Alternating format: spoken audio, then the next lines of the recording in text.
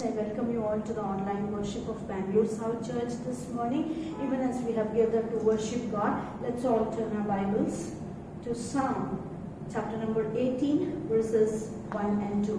ಬೆಳಗಿನ ಹೊತ್ತಾರೆಯಲ್ಲಿ ದೇವರನ್ನು ಆರಾಧಿಸುವುದಕ್ಕಾಗಿ ನಾವೆಲ್ಲರೂ ಸೇರಿಕೊಂಡು ಬಂದಿರುವಾಗ ನಮ್ಮ ಸತ್ಯವೇದಗಳನ್ನು ಕೀರ್ತನೆಗಳು ಬರೆದಂತ 18ನೇ ಅಧ್ಯಾಯ 1 ಮತ್ತು 2ನೇ ವಾಕ್ಯಗಳನ್ನು ನಾವು ಓದಿಕೊಳ್ಳೋಣ. ಕೀರ್ತನೆಗಳು 18ನೇ ಅಧ್ಯಾಯ 1 ಮತ್ತು 2ನೇ ವಾಕ್ಯ.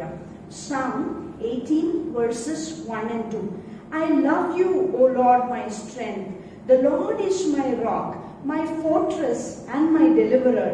My God is my rock, in whom I take refuge. He is my shield and the horn of my salvation, my stronghold. Kannada Bible ಹೀಗೆ ಹೇಳುತ್ತೆ, ಕೀರ್ತನೆಗಳು 18ನೇ ಅಧ್ಯಾಯ 1 ಮತ್ತು 2ನೇ ವಾಕ್ಯ.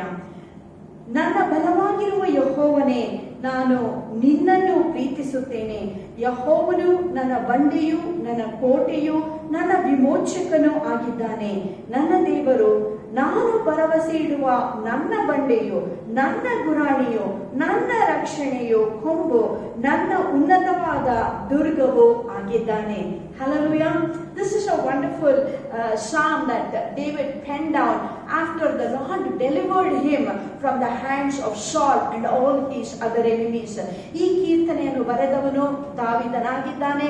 ಸೌಲನ ಆ ಒಂದು ಕೈಗಳಿಂದ ದೇವರು ದಾವೀದನನ್ನು ತಪ್ಪಿಸಿದಾಗ, ಎಲ್ಲಾ ಶತ್ರುಗಳ ಕೈಯಿಂದ ಆತನನ್ನು ತಪ್ಪಿಸಿದಾಗ ದಾವೀದನು ಈ ಕೀರ್ತನೆಯನ್ನು ಆತನು ರಚಿಸುತ್ತಾನೆ. Look at what David is telling to this God. He experienced a mighty deliverance. He actually got into the jaws of death, and at that point he experiences a great deliverance of the Almighty God, and this is how he addresses God. He just does not say my God, but look at how he explains to God. He says, God, you are my strength, you are my rock, you are my fortress, in whom I take refuge. You are my shield, you are the horn of my salvation, and you are my stronghold. ಈ ವಾಕ್ಯಗಳನ್ನು ದಾವೀದನು ಆ ಸೌಲನ ಆ ಒಂದು ಕೈಯಿಂದ ಬಿಡುಗಡೆ ಹೊಂದಿದ ನಂತರ ಖಂಡಿತವಾಗಿಯೂ ಒಂದು ಮರಣದೊಳಗೆ ಹೋಗಿ ಆಚೆ ಬಂದಂತಹ ಪರಿಸ್ಥಿತಿಯಲ್ಲಿ ದಾವೀದನು ನನ್ನ ದೇವರೇ ಅಂತ ಮಾತ್ರ ಹೇಳದೆ, ದೇವರನ್ನು ವಿವರಿಸುತ್ತಾ ದೇವರಿಗೆ ಆತನು ಕರೆಯುವಂತ ಅಥವಾ ಕೊಡುವಂತ ಹೆಸರುಗಳನ್ನು ನಾವು ನೋಡೋಣ. ಆತನು ದೇವರಿಗೆ ಹೀಗೆ ಹೇಳುತ್ತಾನೆ, ದೇವರೇ ನೀನೇ ನನ್ನ ಬಲವು, ನಿನ್ನನ್ನೇ ನಾನು ಪ್ರೀತಿಸುತ್ತೇನೆ. ನೀನೇ ನನ್ನ ಬಂಡೆಯು, ನನ್ನ ಕೋಟೆಯು, ನನ್ನ ವಿಮೋಚಕನೂ ಆಗಿದ್ದೆ. ನನ್ನ ದೇವರು, ನಾನು ಭರವಸೆ ಇಡುವ ನನ್ನ ಬಂಡೆಯು, ನನ್ನ ಗುರಾಣಿಯು, ನನ್ನ ರಕ್ಷಣೆಯು, ನನ್ನ ಕೊಂಬು, ನನ್ನ ಉನ್ನತವಾದ ದುರ್ಗವು ನೀನಾಗಿದ್ದಿ ಎಂಬುದಾಗಿ ದಾವೀದನು ಈ ಕೀರ್ತನೆಯಲ್ಲೇ ದೇವರನ್ನು ಹೊಗಳುತ್ತಾ ಬರೆದಿದ್ದಾನೆ. You can see how much David tasted God, and after experiencing God in every aspect of his life, he personalizes his need and he worships God, and he says, God, you are not just my father's God, you are not just the God of Abraham, Isaac and Jacob, but you are my God, you are my strength, you are my hope, you are my deliverer. ದಾವೀದನು ಈ ಕೀರ್ತನೆಯನ್ನು ಬರೆಯುವಾಗ, ನೀನು ನನ್ನ ಪಿತೃಗಳ ದೇವರೆಂಬುದಾಗಿ ದೇವರನ್ನು ಆತನು ಕರೆಯುತ್ತಿಲ್ಲ. ಅಬ್ರಹಾಮ, ಯಾಕೋಬ, ಈಶಾಕರ ದೇವರೆಂಬುದಾಗಿ ಆತನ ದೇವರನ್ನು ಕರೆಯುತ್ತಿಲ್ಲ. ಆದ್ರೆ ಆತನು ಹೇಳ್ತಾನೆ, ದೇವರೇ ನೀನು ನನ್ನ ದೇವರಾಗಿದ್ದೀಯಪ್ಪ, ನನ್ನ ಬಂಡೆ, ನನ್ನ ಕೋಟೆ, ನನ್ನ ದುರ್ಗ, ನನ್ನ ವಿಮೋಚಕನು ನೀನಾಗಿದ್ದೆ ಎಂಬುದಾಗಿ ದಾವೀದನು ದೇವರನ್ನು ಈ ರೀತಿಯಾಗಿ ವಂದಿಸುತ್ತಾ ಆರಾಧನೆ ಮಾಡುತ್ತಾ ಇದ್ದಾನೆ. This morning, if these songs have to make sense in our life, we should come to that place of experiencing God just like David experienced God. ಒಂದು ವೇಳೆ ನಮ್ಮ ಆರಾಧನೆಯು ಅರ್ಥಭರಿತವಾಗಬೇಕಾಗಿದ್ದರೆ, ಅದು ದೇವರಿಗೆ ಮೆಚ್ಚುವಂತ ಆರಾಧನೆ, ನಮ್ಮನ್ನು ಬಲಪಡಿಸುವಂತ ಆರಾಧನೆ ಆಗಬೇಕಾಗಿದ್ದರೆ, ನಾವು ದೇವರನ್ನು ದಾವೀದನ ಹಾಗೆ ವ್ಯಕ್ತಿಗತವಾಗಿ ಅನುಭವಿಸಿ, ಈ ಅನುಭವಗಳಿಂದ ದೇವರನ್ನು ನಾವು ಸ್ತುತಿಸಿ ಕೊಂಡಾಡುವಂತಹ ವೇಳೆಯಲ್ಲಿ ಖಂಡಿತವಾಗಿಯೂ ಈ ಭೂಯಾತ್ರೆಯಲ್ಲಿ ನಾವು ಹೊಸ ಬಲವನ್ನು ಹೊಂದುವರಾಗಿದ್ದೇವೆ. ಮಾತ್ರವಲ್ಲದೆ ದೇವರ ಶಕ್ತಿಯನ್ನು ನಮ್ಮ ಜೀವಿತದ ಪ್ರತಿಯೊಂದು ಕ್ಷೇತ್ರದಲ್ಲಿ ನಮಗೆ ಅನುಭವಿಸಲು ಸಾಧ್ಯವಾಗುತ್ತದೆ. Just like David, my friend, we need to experience God in every areas of our life. And when we experience Him, when we sing to Him just like David, and we say, God, you are my God, you are my strength, you are my deliverer, you are my shield, you are my exceedingly great reward, it makes all the difference. This morning I hope and pray that each one of us will have such amazing encounters with God, where we can worship God with all of our strength, knowing that He is a wonderful God. This morning we are going to worship God. Our God is an almighty God. ಬೆಳಗಿನ ಹೊತ್ತಾರೆಯಲ್ಲಿ ದೇವರನ್ನು ನಾವು ಆರಾಧಿಸುವಾಗ ನಮ್ಮ ದೇವರು ಸರ್ವಶಕ್ತನಾದ ದೇವರಾಗಿದ್ದಾನೆ. ನಮ್ಮ ಜೀವಿತಕ್ಕೆ ಬೇಕಾಗಿರುವಂತ ಎಲ್ಲಾ ಸಂಗತಿಗಳನ್ನು ಪೂರೈಸುವಂತ ಆ ಶಕ್ತಿಯು ಯೆಹೋವನಲ್ಲುಂಟು. ಇಂಥ ದೇವರನ್ನು ಆರಾಧಿಸುವುದು ಖಂಡಿತವಾಗಿ ನಮ್ಮ ಸೌಭಾಗ್ಯ. Let us sing these songs and let these songs mean so much to us, just like it meant to David. And I will tell you, we will have a great assurance, as David says, God, you are my salvation. And even David says, God, apart from you I have no good thing. ನಿನ್ನ ಹೊರತಾಗಿ ಕರ್ತನೇ ಯಾವ ಮೇಲುಗಳು ನನ್ನ ಜೀವಿತದಲ್ಲಿ ಇಲ್ಲ ಎಂಬುದಾಗಿ ದಾವೀದನು ಹೇಳುವಾಗ ಇದು ಆತನ ಸಾಕ್ಷಿಯಾಗಿದೆ. ಬೆಳಗಿನ ಹೊತ್ತಾರೆಯಲ್ಲಿ ಇಂಥ ಸಾಕ್ಷಿಗಳು ನಮ್ಮ ಮಧ್ಯದಲ್ಲಿ ದೇವರು ತಾನು ನುಡಿಸಲೆಂಬುದಾಗಿ ನಾವು ಬಯಸಿ ದೇವರಲ್ಲಿ ನಾವು ಬೇಡಿಕೊಳ್ಳೋಣ. Father, we just thank you for this wonderful time of worship. Father, what a man was David. He experienced you, Lord God. You literally pulled him out from the jaws of death. And Lord, he experienced your deliverance, Lord God, so mightily upon his life. Even we pray together as a church as we worship you this morning. God, we will be able to experience mighty deliverances in our midst, O Lord God. The Almighty God would be the refuge of your people, O Lord God. Father, we pray that even as they rise up their voices and bless you this morning, O Lord God, that they would be able to, Lord, experience you like never before, O God, Father. Songs of joy and victory would resound from the tents of the righteous of the Lord this morning. Help us to this very end. In Jesus' precious name we pray. Amen. Amen. ನಾವು ಈ ಹಾಡನ್ನು ಹಾಡಿಕೊಳ್ಳಲಿಕ್ಕೆ ಹೋಗುತ್ತಾ ಇದ್ದೇವೆ. ಈ ಹಾಡು ಹೀಗೆ ಹೇಳುತ್ತದೆ, L Shaddai ನನ್ನ ಜೊತೆ ನೀನೆ, ನನ್ನ ಬಾಳಿನ ಕೋಟೆಯು. ಏನೆಲ್ಲ ಅದ್ಭುತ ನನ್ನ ಬಾಳಲ್ಲಿ ಮಾಡಿದೆ ಸ್ವಾಮಿ, ನೀನೇ ನನ್ನ ಬಾಳಿನ ಬಲ. ಇದು ದಾವೀದನು ಕಲಿಸಿಕೊಟ್ಟಂತ ಹಾಡಾಗಿದೆ. ಆದರೆ ಬೆಳಗಿನ ಹೊತ್ತಾರೆಯಲ್ಲಿ ಈ ಹಾಡನ್ನು ನಾವು ವ್ಯಕ್ತಿಗತವಾಗಿ ಅನುಭವಿಸಿ ದೇವರನ್ನು ಹಾಡಿ ಸ್ತುತಿಸಿ ಕೊಂಡಾಡೋಣ. ಆಗ ಎಲ್ಲಾ ಗ್ರಹಿಕೆಯನ್ನು ಮೀರುವಂತ ದೇವರ ಸಮಾಧಾನವು ನಮ್ಮ ಮನಸ್ಸುಗಳನ್ನು ಹೃದಯಗಳನ್ನು ಆವರಿಸಿಕೊಳ್ಳಲು ಸಾಧ್ಯವಾಗುತ್ತದೆ. ಹಲ್ಲೆಲೂಯಾ.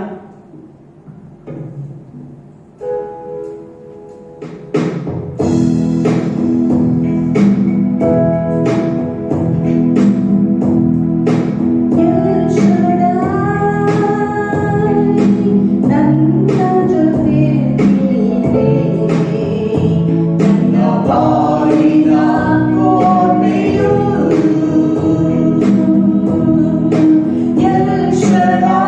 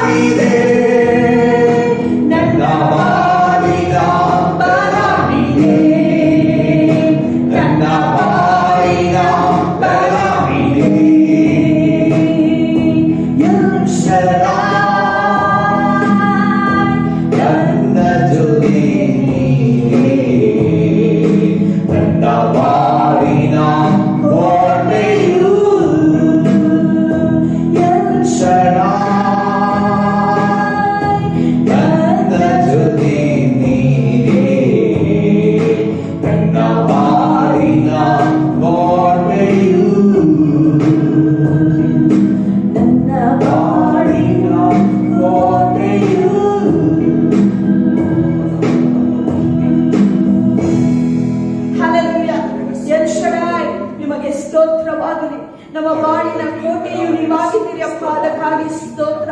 ಎಲ್ಲಾ ಕೇಡುಗಂಡಾಂತರಗಳಿಂದ, ಆಪತ್ತು ವಿಪತ್ತುಗಳಿಂದ ಕಾಯ್ದು ಕಾಪಾಡುವಂತ ಎಲ್ ಶಡಾಯ್ ನಿನಗೆ ಸ್ತೋತ್ರವಾಗಲಿ. ಬೇಟೆಗಾರನ ಬಲೆಯಿಂದಲೂ ಮರಣಾಕರ ವ್ಯಾಧಿಯಿಂದಲೂ ತಪ್ಪಿಸುವ ಎಲ್ ಶಡಾಯ್ ನಿನಗೆ ಸ್ತೋತ್ರವಾಗಲಿ. ಅನುದಿನವೂ ನಮ್ಮ ಅಗತ್ಯಗಳನ್ನು ಪೂರೈಸುವ ಯೆಹೋವ ಈರೆ ನಿನಗೆ ಸ್ತೋತ್ರವಾಗಲಿ. ಅನುದಿನವೂ ಕೊಡುವಂತ ಸಮಾಧಾನಕ್ಕಾಗಿ ನಿನಗೆ ಸ್ತೋತ್ರ. ಇಲ್ಲಿಯ ತನಕ ನಂಬಿಗಸ್ತಿಕೆಯಿಂದ ನಮ್ಮನ್ನು ಕೈ ಹಿಡಿದು ನಡೆಸಿದಂತ ಎಬಿನೇಚರ್ ದೇವರೇ ನಿನಗೆ ಸ್ತೋತ್ರವಾಗಲಿ. ಅನುದಿನವೂ ಸ್ವಾಮಿ ನಮ್ಮ ಭಾರಗಳನ್ನು ಹೊರುವಂತ ಇಮ್ಮಾನುವೇಲ್ ದೇವರು ನೀನಾಗಿದೆ, ಅದಕ್ಕಾಗಿ ನಾವು ನಿನ್ನನ್ನು ಕೊಂಡಾಡುತ್ತೇವೆ. ಅಪ್ಪ, ನಿನ್ನಂತ ದೇವರು ಯಾರಿಲ್ಲ ಸ್ವಾಮಿ, ನಿನ್ನ ಹಾಗೆ ಯಾರು ನಮ್ಮನ್ನು ಪ್ರೀತಿ ಮಾಡಲು ಸಾಧ್ಯವಿಲ್ಲ. ಕರ್ತನೇ, ಇಂಥ ದೊಡ್ಡ ಪ್ರೀತಿಗಾಗಿ ನಿನಗೆ ಸ್ತೋತ್ರ. ಈ ಮಹಾ ಸಹಾಯಕ್ಕಾಗಿ ನಾವು ನಿನ್ನನ್ನು ಕೊಂಡಾಡುತ್ತೇವೆ. ನೀನೇ ನನ್ನ ಬಂಡೆಯು, ನನ್ನ ಕೋಟೆಯು, ನನ್ನ ದುರ್ಗವೂ ಕರ್ತನೆ ಆಗಿದ್ದೆ, ಅದಕ್ಕಾಗಿ ಸ್ತೋತ್ರ. ನನ್ನ ರಕ್ಷಣೆಯು ನಿನ್ನಿಂದ ಮಾತ್ರವೇ ಸ್ವಾಮಿ, ನಿನ್ನ ಹೊರತಾಗಿ ಯಾವ ಮೇಲುಗಳನ್ನು ನಾನು ಹೊಂದಿಕೊಳ್ಳಲು ಸಾಧ್ಯವೇ ಇಲ್ಲ. ಕರ್ತನೆ ಎಲ್ ಶಡಾಯ್ ದೇವರೇ, ಕರ್ತನೆ ನೀವು ನಮ್ಮ ಪಾಲಾಗಿದ್ದಕ್ಕಾಗಿ ನಿಮಗೆ ಸ್ತೋತ್ರವಾಗಲಿ. ನಿನ್ನ ಅನುಭವದಲ್ಲಿ ನಮ್ಮನ್ನು ನಡೆಸಿದ್ದಕ್ಕಾಗಿ ನಾವು ನಿನ್ನನ್ನು ಕೊಂಡಾಡುತ್ತೇವೆ ದೇವರೇ. Hallelujah. Oh, we worship you, God. Let us praise this wonderful God. He is our El Shaddai God. As we read from Psalm 80, it says, David says, he says, God Almighty, I love you. Okay, in Hebrew, when it is translated, it says like that. Erka mana kana. Okay, that means God Almighty, I love you. El Shaddai, I know you will take care of me. You will do amazing things. And this song goes on to declare all the wonderful things that God has done. Even as we sing this beautiful song, may we experience God just like many saints in the scriptures experienced Him. There is no other greater joy than worshiping Him for all that He means to us. That gives us so much of joy, so much of strength, and so much of hope. God is exalted and we are strengthened. Even as we sing this song, let us worship God along with the saints of God, singing to Him and giving glory and lifting up His holy name.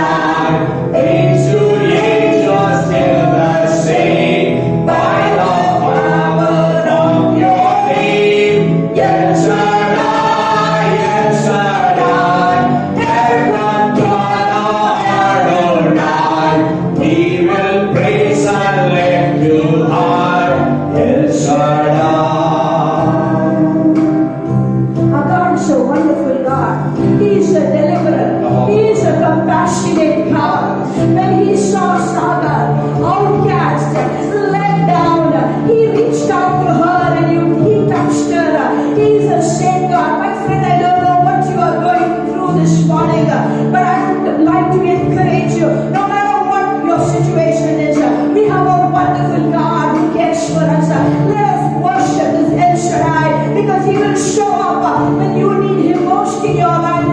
Let us sing this song once again. Through your love and through the Lamb, you saved the son of Abraham. Hallelujah. Through your love and through the Lamb, you saved the son of Abraham. Through the power of your hand, you turned the sea into dry land. To the outcast wanderers, you were the Lord who really sees. By your word you set your children free. Yes, Shaddai, yes, Shaddai, yeah, yeah, Lord, Adonai. Age to age you're still the same. By the power of your name. Yes, Shaddai, yes, Shaddai, and from Adonai. We will praise and lift you high. Yes, Shaddai, yes, Shaddai, yes, Shaddai, yeah, yeah, Lord, Adonai. Age to age you're still the same. By the power of your name.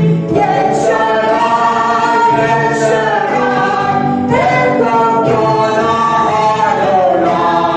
We will praise and lift you high. Yes, Shaddai. We will praise and lift you high. Yes, Shaddai. We will praise and lift you high. Yes, Shaddai.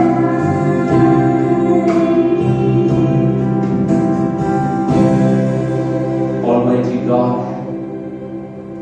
by your limitless power, you strengthen us and stabilize us in our walk with you all the days of our life. ಸರ್ವಶಕ್ತನಾದ ದೇವರೇ, ನಿನ್ನ ಅಪರಿಮಿತವಾದ ಶಕ್ತಿಯಿಂದ ಪ್ರತಿದಿನ ನಮ್ಮನ್ನು ಬಲಪಡಿಸು, ಸ್ಥಿರಪಡಿಸು ಕರ್ತನೆ. ನಮ್ಮ ಜೀವ ಕಾಲವೆಲ್ಲ ಸ್ವಾಮಿ ನಮ್ಮನ್ನು ಬಲಪಡಿಸಿ ಮುನ್ನಡೆಸಬೇಕೆಂಬುದಾಗಿ ದೇವರೇ ನಾವು ನಿನ್ನಲ್ಲಿ ಬೇಡಿಕೊಳ್ಳುತ್ತೇವೆ. In Jesus' name we pray. ಯೇಸು ನಾಮದಲ್ಲಿ ಬೇಡಿಕೊಳ್ಳುತ್ತೇವೆ.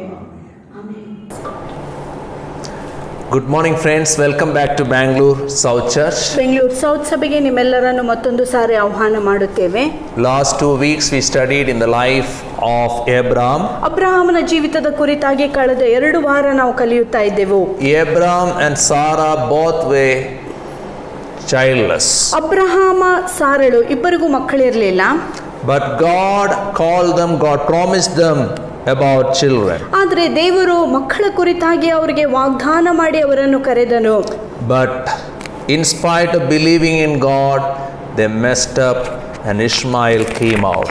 ದೇವರಲ್ಲಿ ನಂಬಿಕೆ ಇಡುವುದರ ಬದಲಾಗಿ ತಮ್ಮ ಸ್ವಂತ ಕೆಲಸಗಳನ್ನು ಅವರು ಮಾಡಿ ಇದರ ಪ್ರತಿಕ್ರಿಯೆಯಾಗಿ ಇಷ್ಮಾಯೇಲನು ಹುಟ್ಟುತ್ತಾನೆ. So many things went wrong. ಅನೇಕ ವಿಷಯಗಳು ತಪ್ಪಾಗಿ ನಡೆದವು. But God's plan ultimately came into fulfillment. ಆದರೆ ದೇವರ ಆಲೋಚನೆ ಕೊನೆಯ ಪಕ್ಷಕ್ಕೆ ಅದು ಪೂರ್ತಿಗೊಂಡಿತು. This morning we are going to focus on Genesis chapter 17 verses 1 to 8 and verses 15 to 19. ಬೆಳಗಿನ ಹೊತ್ತಾರೆಯಲ್ಲಿ ಆದಿಕಾಂಡ ಪುಸ್ತಕ 17ನೇ ಅಧ್ಯಾಯ 1ನೇ ವಾಕ್ಯದಿಂದ 8ನೇ ವಾಕ್ಯದವರೆಗೆ ಮತ್ತು 15ನೇ ವಾಕ್ಯದಿಂದ 19ನೇ ವಾಕ್ಯದವರೆಗೆ ನಾವು ಧ್ಯಾನ ಮಾಡಲಿಕ್ಕಿದ್ದೇವೆ. I titled today's sermon God Almighty made them parents. ಇವತ್ತು ನಾವು ಕೇಳುವಂತಹ ಸಂದೇಶವು ಸರ್ವಶಕ್ತನಾದ ದೇವರು ಅವರನ್ನು ಪೋಷಕರನ್ನಾಗಿ ಮಾಡಿದನು. First of all, we see here when God cut a covenant with Abraham, God told him that he will make him fruitful.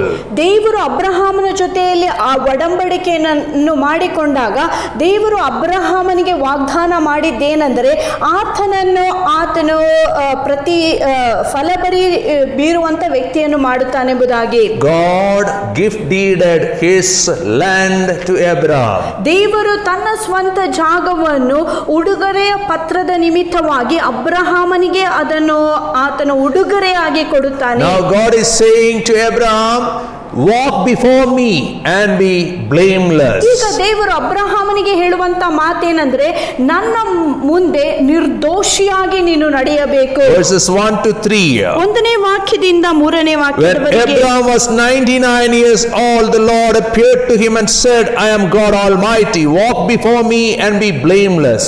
I'll confirm my covenant between me and you and will greatly increase your numbers. Abraham fell face down. ಅಬ್ರಹಾಮನು 99 ವರ್ಷದವನಾದಾಗ ಯೆಹೋವನು ಅಬ್ರಹಾಮನಿಗೆ ಕಾಣಿಸಿಕೊಂಡು, ನಾನೇ ಸರ್ವಶಕ್ತನಾದ ದೇವರು, ನನ್ನ ಸನ್ನಿಧಿಯಲ್ಲಿ ನಡೆದು ನೀನು ಸಂಪೂರ್ಣನಾಗಿರು. ನನಗೂ ನಿನಗೂ ಮಧ್ಯದಲ್ಲಿ ನನ್ನ ಒಡಂಬಡಿಕೆಯನ್ನು ಮಾಡುವೆನು. ಇದಲ್ಲದೆ ನಿನ್ನನ್ನು ಅತಿ ಅಧಿಕವಾಗಿ ವೃದ್ಧಿಪಡಿಸುವೆನು ಎಂದು ಅವನಿಗೆ ಹೇಳಿದನು. ಆಗ ಅಬ್ರಹಾಮನು ಸಾಷ್ಟಾಂಗ ನಮಸ್ಕಾರ ಮಾಡಿದನು. ದೇವರು ಅವನ ಸಂಗಡ ಮಾತನಾಡಿದನೆಂದರೆ.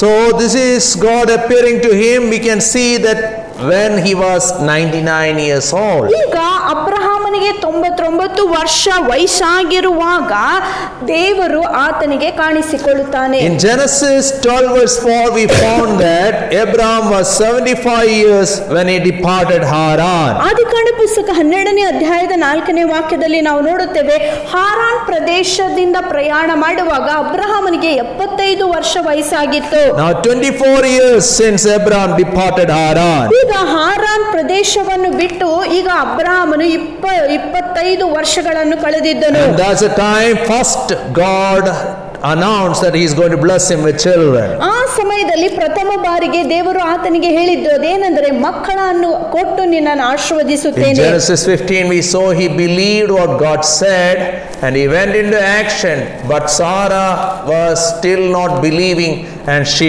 pushed her slave to have child from Abraham, and they got a child Ishmael, and Abraham was 86 years old. ನಾವು ನೋಡುತ್ತೇವೆ, ದೇವರು 15ನೇ ಅಧ್ಯಾಯ ಆದಿಕಾಂಡ ಪುಸ್ತಕದಲ್ಲಿ ಅಬ್ರಹಾಮನು ದೇವರು ಹೇಳಿದ ಹಾಗೆ ಆತನು ಕಾರ್ಯ ಸಾಧಿಸುವುದಕ್ಕೆ ಮುಂದೆ ಹೋಗುತ್ತಾನೆ. ಆದರೆ ಆತನ ಹೆಂಡತಿಯಾದ ಸಾರಳು ದೇವರ ವಾಗ್ದಾನಗಳಲ್ಲಿ ನಂಬಿಕೆ ಇಡದೆ ತನ್ನ ಸ್ವಂತ ಕಾರ್ಯದಲ್ಲಿ ಈ ವಾಗ್ದಾನವನ್ನು ಪೂರೈಸುವುದಕ್ಕಾಗಿ ತನ್ನ ಸೇವಕಿಯಾದಂಥ ಹಾಗರಳನ್ನು ಅಬ್ರಹಾಮನಿಗೆ ಉಪಪತ್ನಿಯಾಗಿ ಕೊಟ್ಟು ದೇವರ ವಾಕ್ಯವನ್ನು ಪೂರ್ತಿಗೊಳಿಸಲು ಪ್ರಯತ್ನಿಸುತ್ತಾಳೆ. Now after 13 silent years the Lord appears to him again. ನಾವು ನೋಡುತ್ತೇವೆ, ಈ ಒಂದು 13 ವರ್ಷಗಳ ಕಾಲ ದೇವರು ಅಬ್ರಹಾಮನ ಜೊತೆಯಲ್ಲಿ ಮಾತನಾಡಲೇ ಇಲ್ಲ. ಆ ನಂತರ ಮತ್ತೊಂದು ಸಾರಿ ದೇವರು ಅಬ್ರಹಾಮನ ಸಂಗಡ ಮಾತನಾಡಲು Many ಆರಂಭಿಸುತ್ತಾನೆ. times you heard from God, ಅನೇಕ ಸಾರಿ ನೀವು ದೇವರ ಸ್ವರ but ಕೇಳಿಸಿಕೊಂಡಿದ್ದೀರಿ. sometimes long years no direct sound from God. ಆದರೆ ಅನೇಕ ವರ್ಷಗಳ ಕಾಲ ದೇವರ ನೇರವಾದ ಮಾತನ್ನು ನೀವು ಕೇಳಿಸಿಕೊಂಡಿಲ್ಲ. God seems missing in action.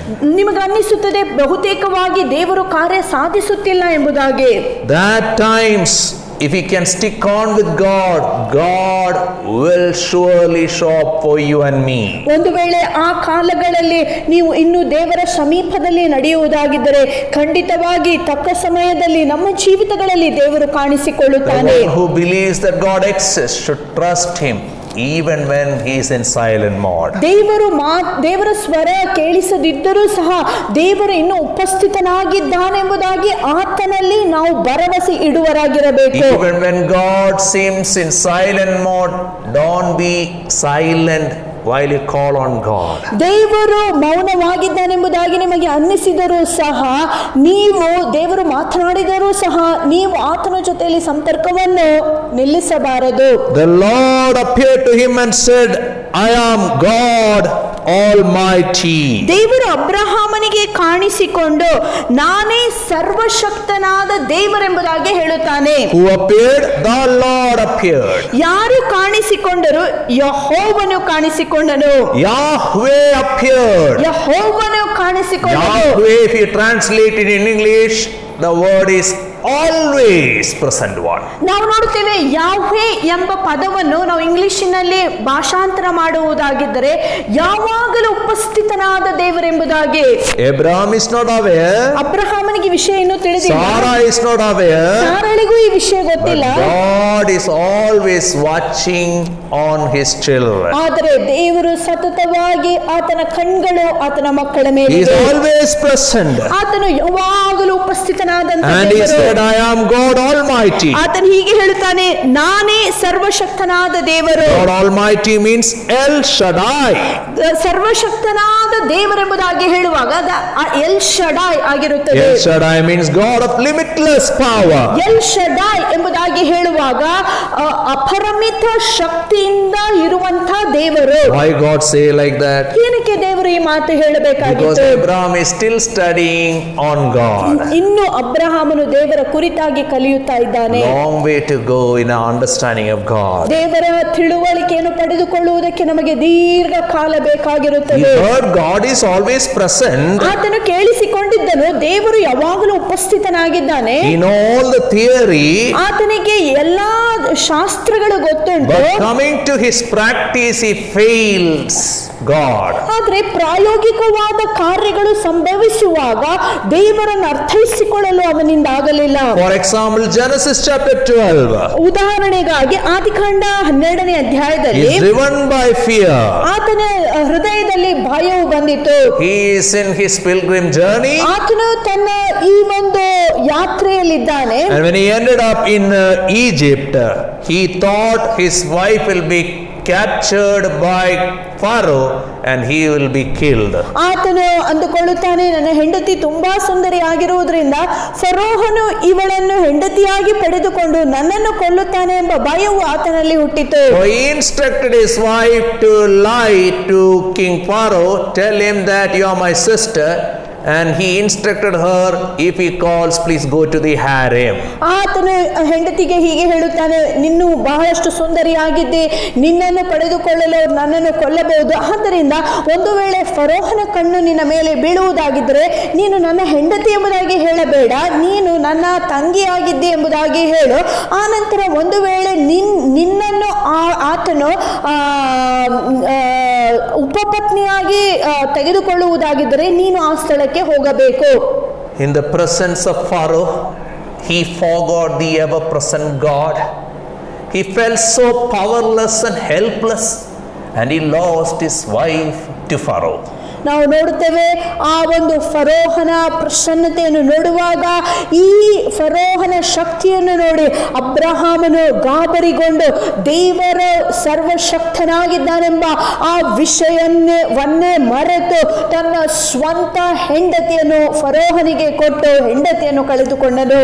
God, who was watching Abraham and Sarah, did a miracle and restored Sarai back to Abraham. ಆದರೆ ದೇವರು ತಾನೇ ಈ ಎಲ್ಲಾ ವಿಷಯಗಳನ್ನು ಗಮನಿಸುತ್ತಿರುವಾಗ ಸಾರಳ ಮೇಲೆ ಕನಿಕರವನ್ನು ತೋರಿಸಿ ಪುನಃ ಆತನು ಸಾರಳನ್ನು ತನ್ನ ಗಂಡನ ಬಳಿಗೆ ಆತನು ಪುನರ್ಸ್ಥಾಪಿಸುತ್ತಾನೆ. And then God confirmed his covenant again with Abraham in Genesis 15. ಆನಂತರ ಆದಿಕಾಂಡ ಪುಸ್ತಕ 15ನೇ ಅಧ್ಯಾಯದಲ್ಲಿ ಮತ್ತೊಂದು ಸಾರಿ ದೇವರು ತನ್ನ ವಾಗ್ದಾನಗಳನ್ನು ಅಬ್ರಹಾಮನಿಗೆ God told ಖಚಿತಪಡಿಸುತ್ತಾನೆ. him, I'll give you children. ದೇವರು ಆತನಿಗೆ ಹೇಳುತ್ತಾನೆ, ಮಕ್ಕಳನ್ನು ಕೊಡುತ್ತೇನೆ. He came to his wife, ಆತನು ಆತನ ಹೆಂಡತಿಯ ಬಳಿಗೆ ಬರುವಾಗ reported everything what God said. ದೇವರು ಹೇಳಿರುವಂತ ಎಲ್ಲಾ ಮಾತುಗಳನ್ನು ಆತನು ಹೇಳಿದನು. But Sarai couldn't believe. ಆದ್ರೆ ಸಾರಳಿಗೆ ಈ ವಿಷಯ ನಂಬುವುದಕ್ಕಾಗಲಿಲ್ಲ. Now it is her turn. ಈಗ ಅವಳು ಮಾಡುವಂತಹ ಕೆಲಸವೇನೆಂದರೆ, She convinced him to take her instructions clearly and go to Hagar, and Hagar conceived. ನಾವು ನೋಡುತ್ತೇವೆ ಆ ಸಮಯದಲ್ಲಿ ಅವಳು ಅಬ್ರಹಾಮನ ಜೊತೆಯಲ್ಲಿ ಮಾತನಾಡಿ ತನ್ನ ಸೇವಕಿಯನ್ನೇ ಅಬ್ರಹಾಮನಿಗೆ ಉಪಪತ್ನಿಯಾಗಿ ಕೊಡುತ್ತಾಳೆ. ಆ ಮುಖಾಂತರ ಆ ಹಾಗರಳು ಗರ್ಭಿಣಿಯಾಗುತ್ತಾಳೆ. Sarai's shortcut worked, but it was like fuse gone.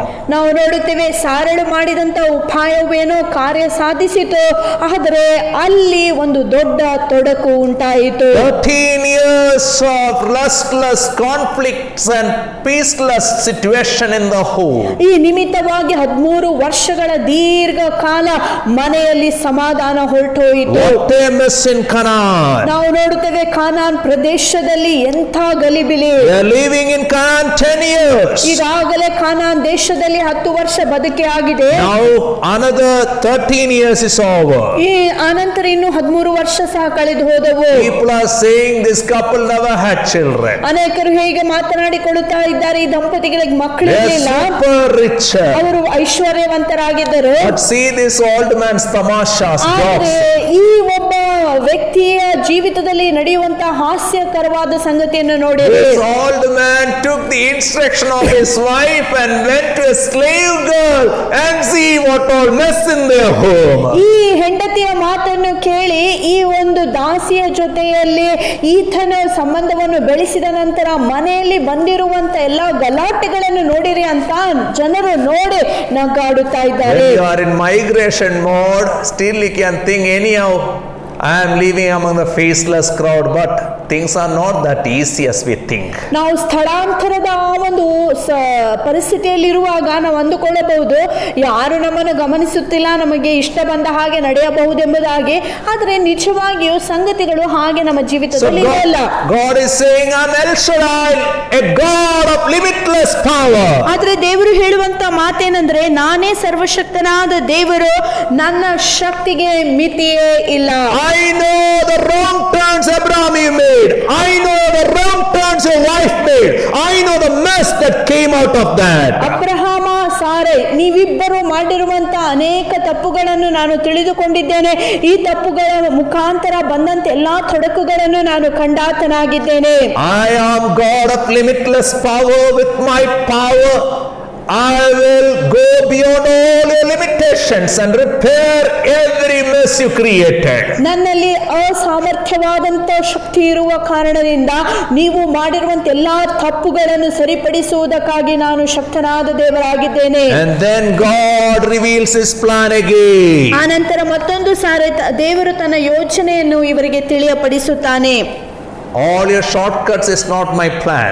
ನೀವು ನಿಮ್ಮ ಎಲ್ಲಾ ಸರಳ ಮಾರ್ಗಗಳು ನನ್ನ Ishmael is not ಆಲೋಚನೆ. my plan. ಇಷ್ಮಾಯೇಲ್ ನನ್ನ ಆಲೋಚನೆ. Eleazar is not my plan. ಎಲಿಯಾಜರನು ನನ್ನ ಉದ್ದೇಶವಲ್ಲ.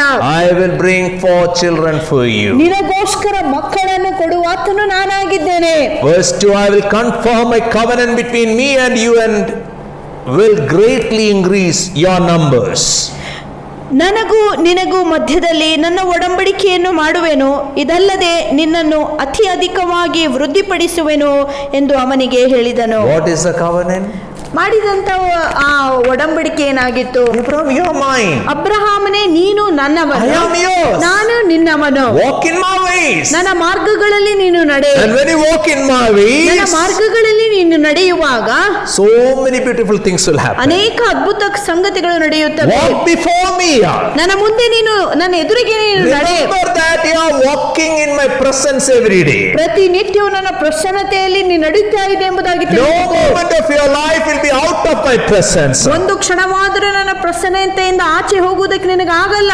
You can miss the way many times. ಅನೇಕ ಸಾರಿ ನೀವು ದಾರಿ ತಪ್ಪಲು ಸಾಧ್ಯ You ಉಂಟು. can miss my path, my will in your life many times. ಅನೇಕ ಸಾರಿ ನನ್ನ ಚಿತ್ತವು ನಿಮ್ಮ ಜೀವಿತದಲ್ಲಿ ನಡೆಯದೆ ಹೋಗಬಹುದು. But please come back. ಆದ್ರೆ ದಯಮಾಡಿ ಹಿಂತಿರುಗಿ Don't ಬನ್ನಿ. get stuck up in life. ನೀವು ಜೀವಿತದಲ್ಲಿ ಸ್ಥಗಿತಗೊಳ್ಳಬೇಡಿರಿ. Be flexible in following my will. ನನ್ನ ಚಿತ್ತವನ್ನು ಅನುಸರಿಸುವುದಕ್ಕಾಗಿ ಮನಸ್ಸು ಮಾಡಿರಿ. I'm not asking you to be perfect. ನೀವು ಪರಿಪೂರ್ಣರಾಗಿರಬೇಕಂತ But ಹೇಳ್ತಿಲ್ಲ. when you become flexible and take a turn and come back to my will, that means you are blameless. ನೀವು ಹಿಂತಿರುಗಿ ನನ್ನ ಕಡೆಗೆ ತಿರುಗುವುದಾಗಿದ್ದರೆ ಅದೇ ನೀವು ನಿರ್ದೋಷಿಗಳಾಗಿ Devil ನಡೆಯುವಂತದ್ದು. can't blame you, people can't blame you. You're messed up, that is right. but you repented and come back to my way, you will be blameless. ಒಂದು ವೇಳೆ ನೀವು ತಪ್ಪು ಮಾಡಿ ಆ ತಪ್ಪಿನ ಅರಿವು ನಿಮಗಾದ ನಂತರ ಪಶ್ಚಾತ್ತಾಪ ಪಟ್ಟು ಹಿಂತಿರುಗಿ ನನ್ನ ಕಡೆಗೆ ಬರುವುದಾಗಿದ್ರೆ ಯಾವ ಜನರು ನಿಮ್ಮನ್ನು ದೂಷಿಸಲು ಸಾಧ್ಯವಿಲ್ಲ, ಸೈತಾನನಿಗೂ ದೂಷಿಸಲು ಸಾಧ್ಯವಿಲ್ಲ. 13 years it took Abraham to come to realize it. ಈ ಒಂದು ಮನವರಿಕೆ ಹುಟ್ಟಿಸುವುದಕ್ಕಾಗಿ ಅಬ್ರಹಾಮನಿಗೆ 13 ವರ್ಷ ಕಾಲ ಬೇಕಾಯಿತು. Verse 3. ಮೂರನೇ ವಾಕ್ಯ, Abraham fell face down. ಅಬ್ರಹಾಮನು ಸಾಷ್ಟಾಂಗ ನಮಸ್ಕಾರ ಮಾಡಿದನು. He understood this God is still searching him. ಆತನಿಗೆ ಗೊತ್ತಾಯಿತು ದೇವರು ಇನ್ನೂ ನನ್ನನ್ನು ಹುಡುಕುತ್ತಿದ್ದಾನೆ. Oh, I missed his plans. ನಾನು ಆತನ ಉದ್ದೇಶಗಳನ್ನು Oh, I went away from him.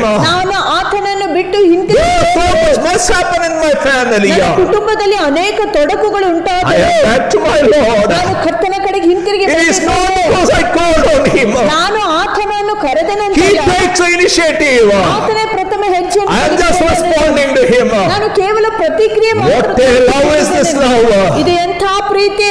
Like a good shepherd, he search of this sheep. ಆ ಒಳ್ಳೆ ಕುರುಬನ ಹಾಗೆ ಕುರಿಯನ್ನು ಹುಡುಕುತ್ತಾ ಆತನು ಬಂದಿದ್ದಾನೆ. And when he searched me and came for me, ಆತನು ನನ್ನನ್ನು ಹುಡುಕಿ ಬಂದಾಗ he was so overwhelmed with the emotions. ಆತನು ಭಾವನೆಗಳಿಂದ And he ಚಲಾಯಿಸಲ್ಪಟ್ಟನು. fell prostrate in the presence of God. ಆತನು ದೇವರ ಸಮ್ಮುಖದಲ್ಲಿ ಸಾಷ್ಟಾಂಗ ನಮಸ್ಕಾರ And he worshipped his God. ಆ ಸಮಯದಲ್ಲಿ ದೇವರನ್ನು ಆರಾಧಿಸಲಾರಂಭಿಸುತ್ತಾನೆ.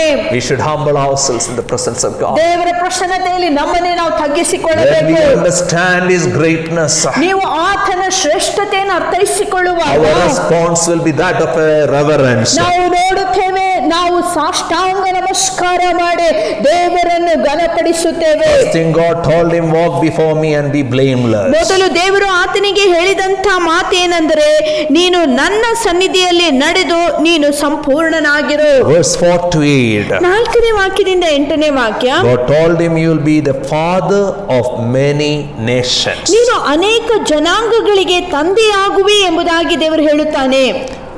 Verse 4. 4ನೇ ವಾಕ್ಯ, As for me, this is my covenant with you. You will be father of many nations. ನನಗಾದರೂ ನನ್ನ ಒಡಂಬಡಿಕೆಯನ್ನು ನಿನ್ನ ಸಂಗಡ ಮಾಡಿದ್ದೇನೆ, ನೀನು ಅನೇಕ ಜನಾಂಗಗಳಿಗೆ ತಂದೆಯಾಗುವಿ. When I called you 24 years back, you had no children. 24 ವರ್ಷಗಳ ಹಿಂದೆ ನಿನ್ನನ್ನು ಕರೆದಾಗ ನಿನಗೆ ಮಕ್ಕಳಿರಲಿಲ್ಲ. Through compromise, you tried to make the promise of God come true, the prophecy come true, and you messed it up, and that is Ishmael's story. ನೀನು ನಿನ್ನ ಸ್ವಂತ ಒಪ್ಪಂದದ ಜೀವಿತದ ನಿಮಿತ್ತವಾಗಿ ತಪ್ಪುಗಳನ್ನು ಮಾಡಿ ಇಷ್ಮಾಯಲನ್ನು ಹುಟ್ಟಿಸಿದೆ, ಅದು ನಿನ್ನ ಕಥೆಯಾಗಿದೆ. But that is not the end. ಆದ್ರೆ ಅದೇ ಕೊನೆಯಲ್ಲ. You have come back to me. ನೀನು ಹಿಂತಿರುಗಿ ನನ್ನ ಕಡೆಗೆ I ಬರಬೇಕು. am going to bless you with many children. ನಾನು ಅನೇಕ ಸಂತತಿಯನ್ನು ಕೊಟ್ಟು ನಿನ್ನನ್ನು ಆಶೀರ್ವಾದ ಮಾಡುತ್ತೇನೆ. God is a promise keeping ನಮ್ಮ God. ದೇವರು ವಾಗ್ದಾನವನ್ನು ನೆರವೇರಿಸುವಾತನು. Abraham had 8 boys. ಅಬ್ರಹಾಮನಿಗೆ 8 ಗಂಡು ಮಕ್ಕಳಿದ್ದರು. God says, verse 5, 5ನೇ ವಾಕ್ಯದಲ್ಲಿ ದೇವರ ಎನ್ನುವಂತ ಮಾತು, no longer will you be called Abraham, your name will be Abraham, for I made you father of many nations. ಮಾತ್ರವಲ್ಲದೆ ಇನ್ನು ಅಬ್ರಾಮ್ ಎಂದು ಕರೆಯಲ್ಪಡದೆ ನಿನ್ನ ಹೆಸರು ಅಬ್ರಹಾಮ ಎಂದು ಇರುವುದು, ಏಕೆಂದರೆ ನಾನು ನಿನ್ನನ್ನು ಅನೇಕ ಜನಾಂಗಗಳಿಗೆ ತಂದೆಯನ್ನಾಗಿ ಮಾಡಿದ್ದೇನೆ. Abraham is your name. Abraham means exalted father. Without having children, you have exalted father name. ಅಬ್ರಾಮ್ ಎಂಬುದಾಗಿ ಹೇಳುವಾಗ ಉನ್ನತನಾದ ತಂದೆ ಎಂಬುದಾಗಿ ಹೆಸರು. ಮಕ್ಕಳನ್ನು ಪಡೆದುಕೊಳ್ಳದೆ ತಂದೆಯ ಸ್ಥಾನವನ್ನು ನೀನು ಹೊಂದಿಕೊಂಡಿದ್ದೆ. But now I want to change your name to Abraham, which means father of many nations. ಆದ್ರೆ ಈಗ ನಿನ್ನ ಹೆಸರನ್ನು ನಾನು ಬದಲಾಯಿಸುತ್ತೇನೆ, ಈಗ ಅದು ಅಬ್ರಹಾಮ ಆಗಿರುತ್ತದೆ. ಅಬ್ರಹಾಮ ಅಂತಂದರೆ ಅನೇಕ ಜನಾಂಗಗಳಿಗೆ ನೀನು ತಂದೆಯಾಗಿರುವೆ. Before you experience what I have for you, first things should be changed in your mind. Your faith how to be changed. ನಿನ್ನ ಜೀವಿತದಲ್ಲಿ ಅದ್ಭುತಗಳನ್ನು ನೀನು ಅನುಭವಿಸುವಕ್ಕಿಂತ ಮುಂಚೆಯೇ ನಿನ್ನ ಮನಸ್ಸಿನಲ್ಲಿ ಇರುವಂತ ನಂಬಿಕೆಯಲ್ಲಿ ಬದಲಾವಣೆ ಬರಬೇಕು. Unless you accommodate God's plans for your life, you can't see the realization in your life. ನೀವು ದೇವರ ಆಲೋಚನೆಗಳನ್ನು ಗ್ರಹಿಸಿಕೊಳ್ಳದೆ ಇದ್ದರೆ ದೇವರ ವಾಗ್ದಾನಗಳು ನಿಮ್ಮ ಜೀವಿತದಲ್ಲಿ ನೆರವೇರಲು ಸಾಧ್ಯವಿಲ್ಲ. So Abraham accepted a name Abraham. In that process, he accepted God's perfect plan for his life. ಅಬ್ರಹಾಮನು ಅಬ್ರಹಾಮ ಎಂಬ ಹೆಸರನ್ನು ದೇವರಿಂದ ಪಡೆದುಕೊಳ್ಳುವಾಗ ಆತನು ದೇವರ ಉದ್ದೇಶಗಳನ್ನು ಆಲೋಚನೆಗಳನ್ನು ತನ್ನ ಜೀವಿತದಲ್ಲಿ ಸ್ವೀಕರಿಸಿದನು. Verse 6. 6ನೇ ವಾಕ್ಯ, I'll make you very fruitful. I'll make nations of you and kings will come from you. ನಿನ್ನಿಂದ ಅನೇಕ ಜನಾಂಗಗಳು ಅರಸರು ಹುಟ್ಟುವರು ಎಂಬುದಾಗಿ ದೇವರು ಹೇಳುತ್ತಾನೆ. God is saying, Abraham, ಅಬ್ರಹಾಮನೇ, you are zero fruitful, but you will be very fruitful. ಈಗ ಇಲ್ಲಿಯ ತನಕ ನಿನ್ನಲ್ಲಿ ಫಲ ಕಂಡು ಬಂದಿಲ್ಲ, ಆದರೆ ನೀನು ಉನ್ನತವಾದ ಫಲವನ್ನು ಕಾಣುತ್ತಿ. There's a progression here. ನಾವು ಇಲ್ಲಿ ನೋಡ್ತೀವಿ, ಒಂದು ಪ್ರಗತಿ ಕಂಡು ಬರುತ್ತಾ First ಇದೆ. you will become very fruitful. ನೀನು ಈಗ ಬಹಳಷ್ಟು ಫಲ ಕೊಡುವಾತನಾಗಿರುತ್ತೆ. And then that children will become a nation. ಆ ನಂತರ ನಿನ್ನ ಮಕ್ಕಳು ಒಂದು ಜನಾಂಗವಾಗುತ್ತಾರೆ. Not one nation, nations. ಅದು ಜನಾಂಗ ಅಲ್ಲ, ಜನಾಂಗಗಳು. And not only that, kings, plural. ಆ ನಂತರ ಅರಸರು ಎಂಬ ಬಹುವಚನ I have ಹೇಳಲ್ಪಟ್ಟಿದೆ. great plans for you. ಅಬ್ರಹಾಮನ ನಿನಗೋಸ್ಕರ ದೊಡ್ಡ ಉದ್ದೇಶಗಳನ್ನು ಇಟ್ಟಿದ್ದೇನೆ. Verse 7. 7ನೇ ವಾಕ್ಯ, I will establish my covenant as an everlasting covenant between me and you and your descendants after you for the generations to come, to be your God and the God of your descendants after you. ಇದಲ್ಲದೆ ನಾನು ನಿನ್ನ ತರುವಾಯ ನಿನ್ನ ಸಂತತಿಗೂ ದೇವರಾಗುವೆನೆಂದು ನಾನು ನಿನಗೂ ನಿನ್ನ ತರುವಾಯ ಬರುವ ತಲಾತಲಾಂತರದಲ್ಲಿ ನಿನ್ನ ಸಂತಾನಕ್ಕೂ ಮಧ್ಯದಲ್ಲಿ ನನ್ನ ಒಡಂಬಡಿಕೆಯನ್ನು ನಿತ್ಯವಾದ ಒಡಂಬಡಿಕೆಯನ್ನಾಗಿ ಸ್ಥಾಪಿಸುತ್ತೇನೆ. An everlasting covenant God is giving. ದೇವರು ನಿತ್ಯವಾದಂಥ ಒಡಂಬಡಿಕೆಯನ್ನು ಅಬ್ರಹಾಮನಿಗೆ ಕೊಡುತ್ತಿದ್ದಾನೆ. Abraham, your family is mine, I am yours. ಅಬ್ರಹಾಮನೇ, ನಿನ್ನ ಕುಟುಂಬವು ಅದು ನನ್ನದಾಗಿದೆ, ನಾನು ನಿನ್ನವನು. I am your God and your generations will worship me and they will belong to me. ಅಬ್ರಹಾಮನೇ, ನಾನೇ ನಿನ್ನ ದೇವರಾಗಿದ್ದೇನೆ, ನಿನ್ನ ಆ ಸಂತತಿಯು ನನಗೆ ಸೇರಿದ್ದು, ನಿನ್ನ ಸಂತತಿಗೂ ಸಹ ನಾನು ದೇವರಾಗಿರುತ್ತೇನೆ. And that is what Galatians 4:28 says. ಅದನ್ನೇ ಗಲಾತ್ಯದವರಿಗೆ ಬರೆದ ಪತ್ರಿಕೆ 4ನೇ ಅಧ್ಯಾಯದ 28ನೇ ವಾಕ್ಯ ಹೀಗೆ ಹೇಳುತ್ತದೆ. Now you brothers and sisters like Isaac are children of promise. ಸಹೋದರರೇ, ನೀವು ಈಸಾಕನಂತೆ ವಾಗ್ದಾನದ ಮಕ್ಕಳಾಗಿದ್ದೇವೆ. God is saying, not children physically born, not children born by the physical effort of human beings, are children of promise. ಈಗ ದೇವರು ಹೇಳುವಂತ ಮಾತೇನೆಂದ್ರೆ, ಶಾರೀರಿಕವಾಗಿ ಹುಟ್ಟಿರುವಂತ ಮಕ್ಕಳು ವಾಗ್ದಾನದ ಮಕ್ಕಳಲ್ಲ. The people of promise are people who are born again by faith, believed God's plans for their life. ವಾಗ್ದಾನದ ಮಕ್ಕಳೆಂದರೆ ನಂಬಿಕೆಯಿಂದ ಹುಟ್ಟಿದಂತಹ ಮಕ್ಕಳು, ದೇವರ ಆಲೋಚನೆಗಳನ್ನು ತಮ್ಮ ಜೀವಿತದಲ್ಲಿ ಸ್ವೀಕರಿಸಿ ವಾಗ್ದಾನಗಳಲ್ಲಿ ನಂಬಿಕೆ ಇಟ್ಟಂತಹ ಮಕ್ಕಳೇ ಅವರಾಗಿರುತ್ತಾರೆ. All that faith children are still in covenant relation with God. That means they belong to God and God Yahweh, the Almighty God El Shaddai, belongs to them. ನಾವು ನೋಡುತ್ತೇವೆ, ಈ ವಾಗ್ದಾನದ ಮಕ್ಕಳು ಒಡಂಬಡಿಕೆಯ ಮಕ್ಕಳಾಗಿರುತ್ತಾರೆ. ಅಂದರೆ ಯೆಹೋವನಾದ ಯಾಹ್ವೆ ದೇವರು, ಎಲ್ ಶಡಾಯ್ ದೇವರು ಅವರಿಗೆ ಆತನು ದೇವರಾಗಿರುತ್ತಾನೆ. So verse 7 highlights the belongingness of God and his people. ನಾವು ನೋಡುತ್ತೇವೆ, ಈ 7ನೇ ವಾಕ್ಯವನ್ನು ಓದುವಾಗ ದೇವರಿಗೆ ಮತ್ತು ಈ ಜನಾಂಗಕ್ಕೆ ಇರುವಂತ ಆ ಒಂದು ಸಂಬಂಧವನ್ನು ಅದು ತೋರಿಸುತ್ತದೆ. Verse 8, 8ನೇ the ವಾಕ್ಯ, whole land of Canaan, where you are now an alien, I will give as an everlasting possession to you and your descendants after you, and I'll be their God. ನಿನಗೂ ನಿನ್ನ ತರುವಾಯ ನಿನ್ನ ಸಂತಾನಕ್ಕೂ ನೀನು ಪ್ರವಾಸಿಯಾಗಿರುವ ಕಾನಾನ್ ದೇಶವನ್ನೆಲ್ಲ ಸ್ವಾಸ್ಥ್ಯವಾಗಿ ಕೊಡುತ್ತೇನೆ, ನಾನು ಅವರ ದೇವರಾಗಿರುವೆನು ಎಂದನು. God is saying, ದೇವರ ಹೇಳುವಂತ ಮಾತು, not only that I belong to you, you belong to me. ಅಬ್ರಹಾಮನೇ, ನೀನು ನನಗೆ ಸೇರಿದ್ದಿ, ನಾನು ನಿನಗೆ ಸೇರಿದ್ದೇನೆ, ಅಷ್ಟು ಮಾತ್ರವಲ್ಲ, Physically we are going to live together. ನಾವು ಶಾರೀರಿಕವಾಗಿ ಒಂದೇ ಸ್ಥಳದಲ್ಲಿ in ವಾಸಿಸಲಿಕ್ಕಿದ್ದೇವೆ. one place, ಒಂದೇ ಒಂದು a ಸ್ಥಳದಲ್ಲಿ, prepared place. ಅದು ಒಂದು ಸಿದ್ಧವಾದಂತ ಸ್ಥಳ. Today you are alien in this world.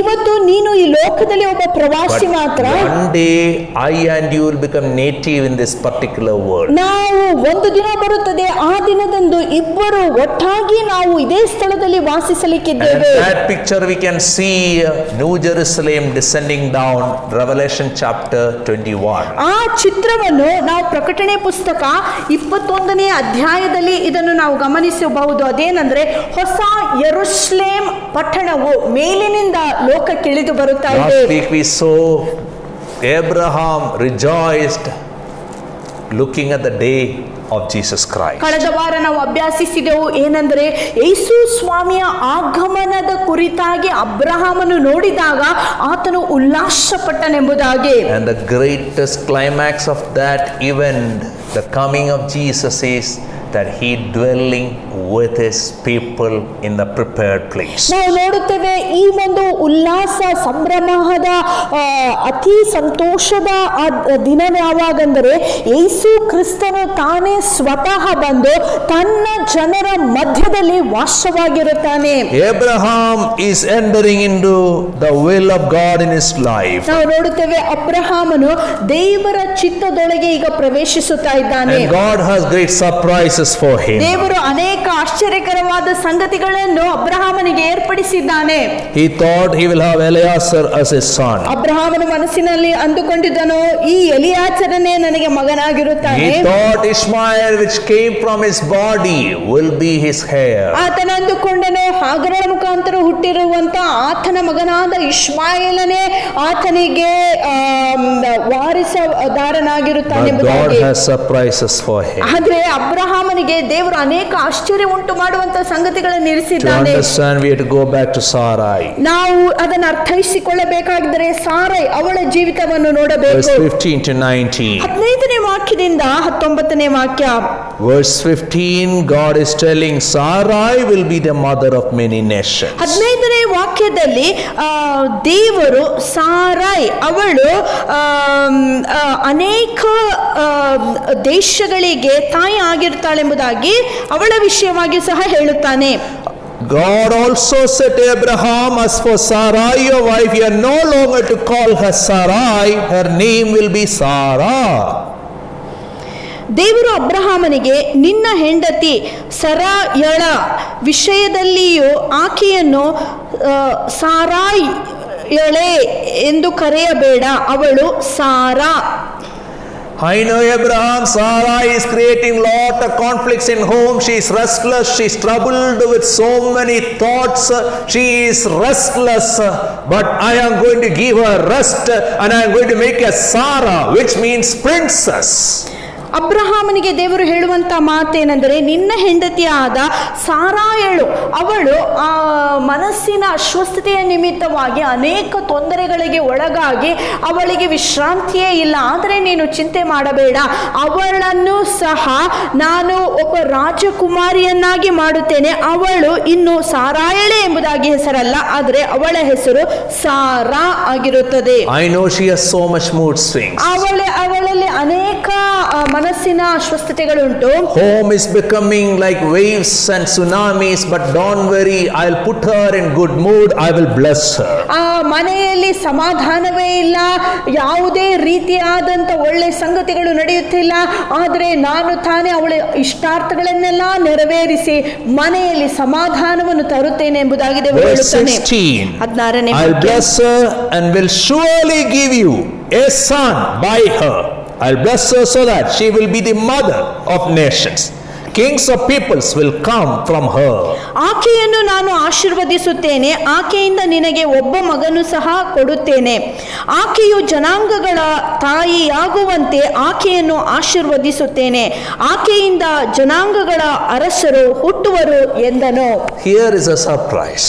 ಇಲ್ಲಿ ಒಂದು ಆಶ್ಚರ್ಯವಾದಂತ God ಸಂಗತಿ. talked to Abraham in chapter 12. ಅಬ್ರಹಾಮನ ಜೊತೆಯಲ್ಲಿ 12ನೇ In chapter 13 ಅಧ್ಯಾಯದಲ್ಲಿ also he talked about children. ಮಕ್ಕಳ ಕುರಿತಾಗಿ 13ನೇ In chapter ಅಧ್ಯಾಯದಲ್ಲಿ 15 he spoke, 15ನೇ ಅಧ್ಯಾಯದಲ್ಲಿ ಹೇಳಿದನು.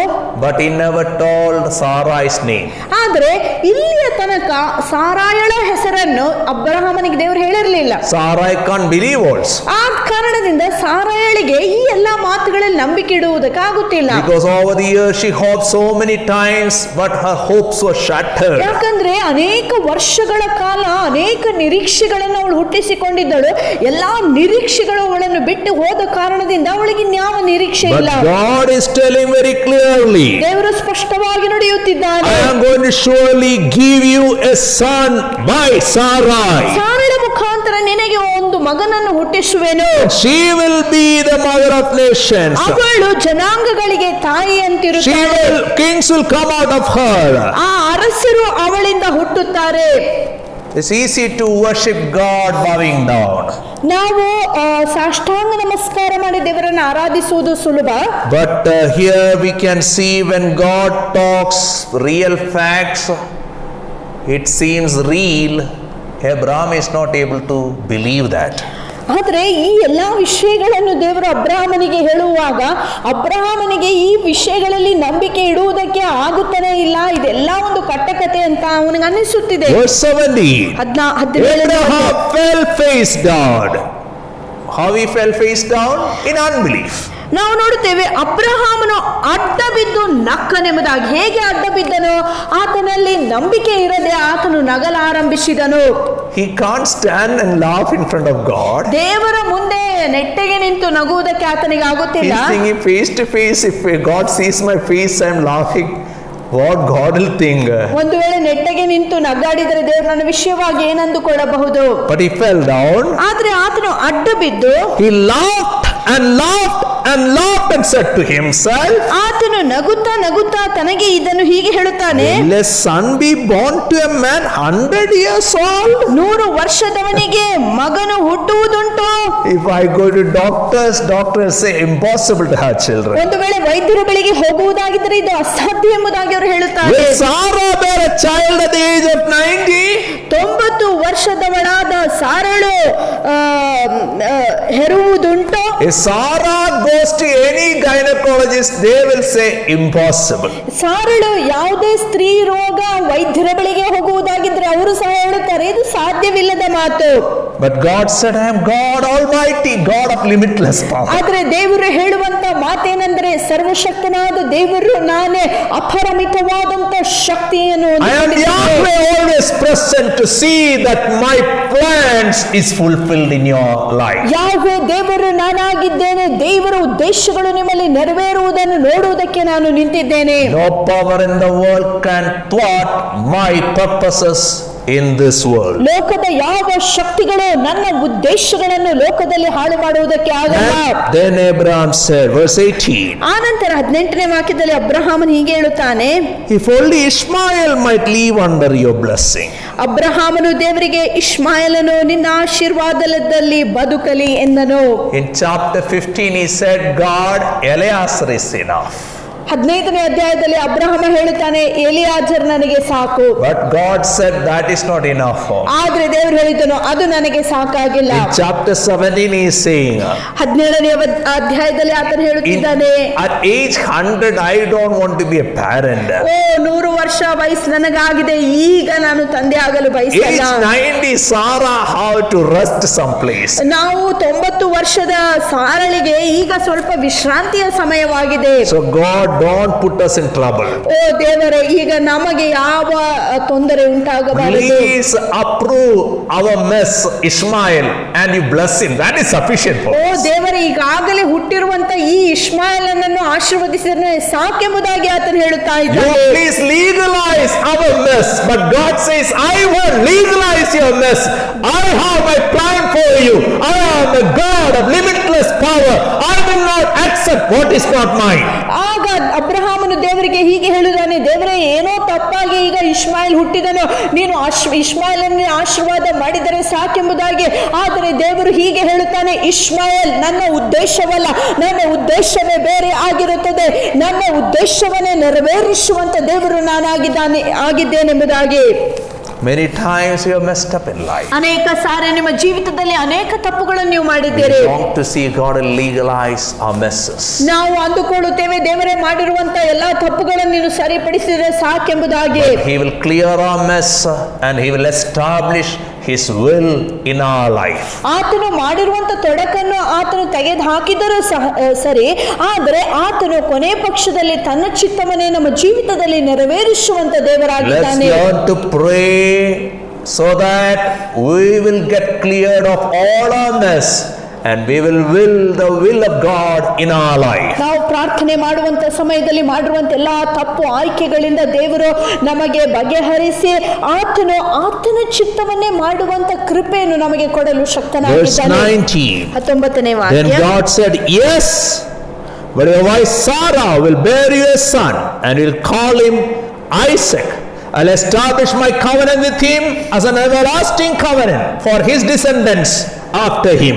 ಅದಕ್ಕೆ ದೇವರು, ನಿಶ್ಚಯವಾಗಿ ನಿನ್ನ ಹೆಂಡತಿ ಸಾರಳು ಮಗನನ್ನು ಹೆರುವಳು, ಅವನಿಗೆ ಈಸಾಕ ಎಂದು ಹೆಸರಿಡಬೇಕು. ಅವನ ಸಂಗಡವು ಅವನ ತರುವಾಯ ಹುಟ್ಟುವ ಅವನ ಸಂತತಿಯವರ ಸಂಗಡವು ನನ್ನ ಶಾಶ್ವತವಾದ ಒಡಂಬಡಿಕೆಯನ್ನು ಸ್ಥಾಪಿಸುವೆನು.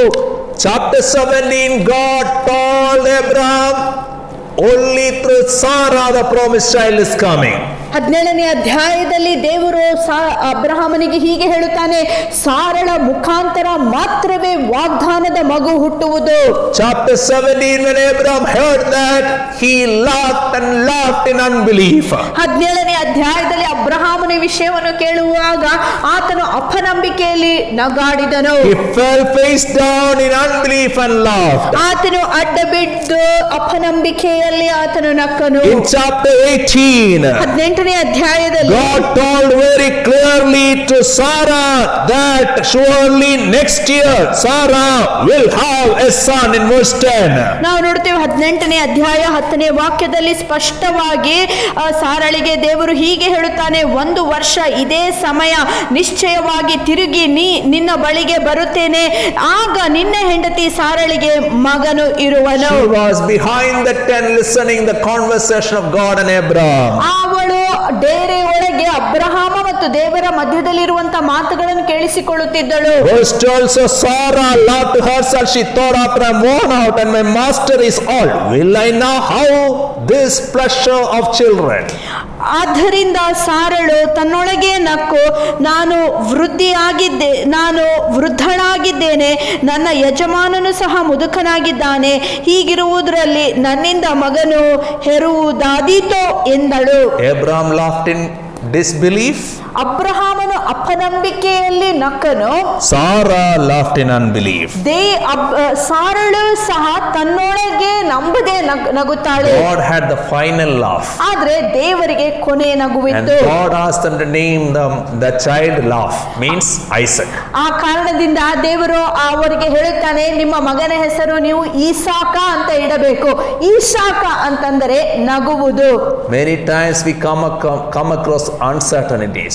ಅನೇಕ ಸಾರಿ ನಾವು ಅನೇಕ ತೊಂದರೆಗಳನ್ನು ಅನುಭವಿಸುವಾಗ, Many times we come across challenging situations. ಅನೇಕ ಸವಾಲನ್ನು ಹಾಕುವಂತ ಪರಿಸ್ಥಿತಿಗಳನ್ನು ನಾವು ಎದುರಿಸುವಾಗ, When you see the invisible God, nothing is impossible. ಅದೃಶ್ಯನಾದಂಥ ದೇವರನ್ನು ನಾವು ಗಮನಿಸುವಾಗ ಯಾವುದು Many ಅಸಾಧ್ಯವಾಗಿರುವುದಿಲ್ಲ. times we laugh in unbelief. ಅನೇಕ ಸಾರಿ ಅಪನಂಬಿಕೆಯಲ್ಲಿ ನಾವು ನಗಲು But ಸಾಧ್ಯವಿತ್ತು. remember, God will have the final laugh. ಆದ್ರೆ ನೆನಪಿನಲ್ಲಿ ಯಾವಾಗಲೂ ಇಟ್ಟುಕೊಳ್ಳಿರಿ, ಕೊನೆ ನಗುವು ದೇವರಿಂದ ಹೊರಟು Every ಬರುತ್ತದೆ. time Sarah and Abraham looked at Isaac, they laughed and they remembered their laugh when God's idea was told to them. ಪ್ರತಿ ಸಾರಿ ಈಸಾಕನನ್ನು ನೋಡುವಾಗ ಅಬ್ರಹಾಮ ಸಾರಳು ಅವರಿಬ್ಬರು ನಗುತ್ತಾ ಇದ್ದರು. ನಗುವಂತ ವೇಳೆಯಲ್ಲಿ ಅವರ ಮನಸ್ಸಿಗೆ ಬರುವಂತ ಆಲೋಚನೆ ಏನಂದ್ರೆ, ಆ ದಿನಗಳು ಈಸಾಕನ ಹುಟ್ಟುವಕ್ಕಿಂತ ಮುಂಚೆ ದೇವರ ಮುಂದೆ ದೇವರು ಮಾತನಾಡಿದಾಗ ಹೇಗೆ ನಕ್ಕೆವು ಎಂಬುದಾಗಿ ಅವರು ಆಲೋಚಿಸುತ್ತಿದ್ದರು.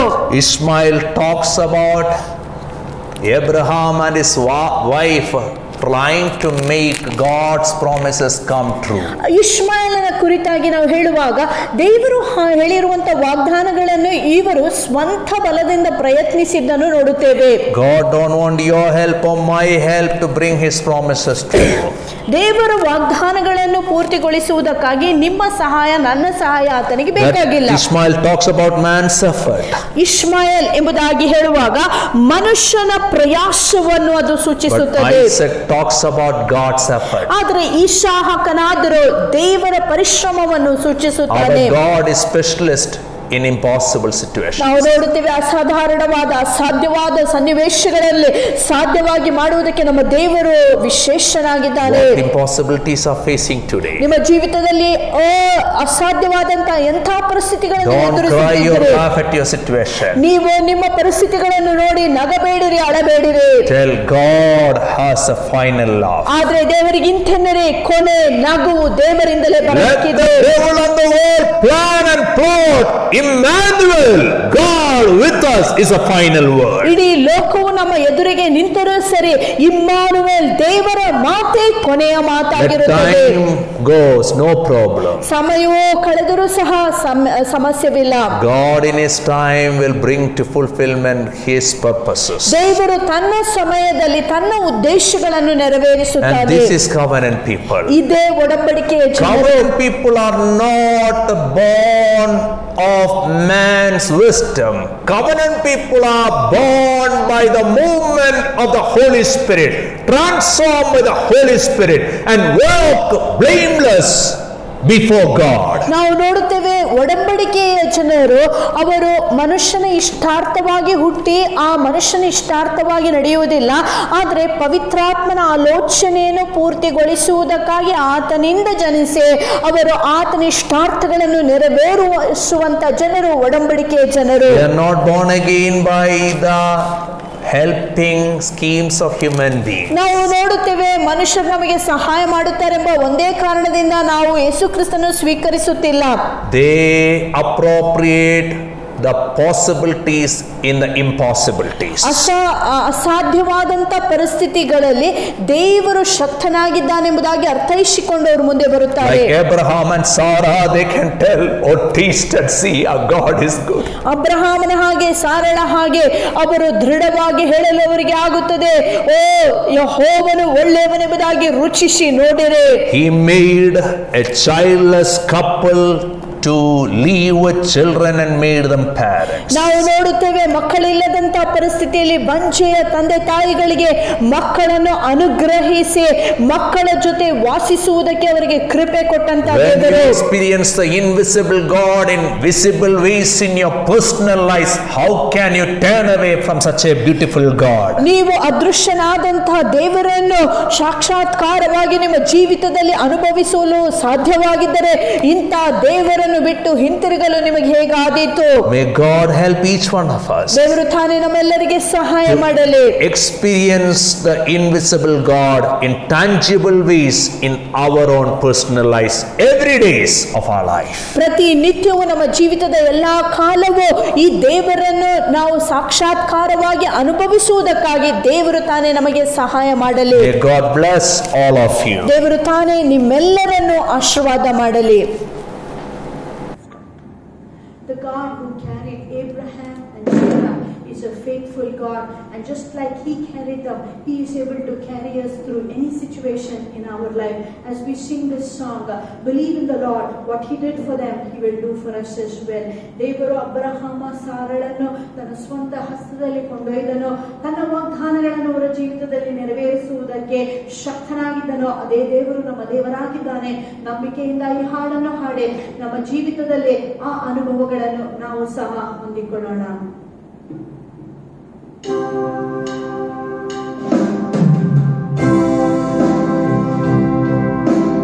There is no problem so big God cannot solve it. There is no mountain too tall He cannot move it. There is no storm too down God cannot calm it.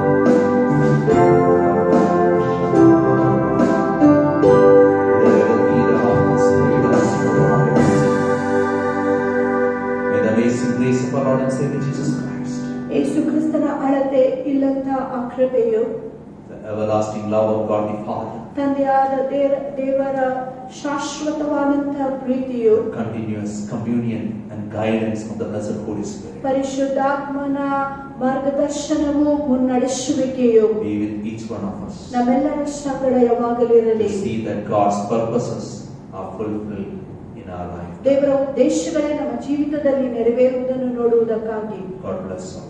ದೇವರು ನಿಮ್ಮೆಲ್ಲರನ್ನು ಆಶೀರ್ವಾದ ಮಾಡಲಿ.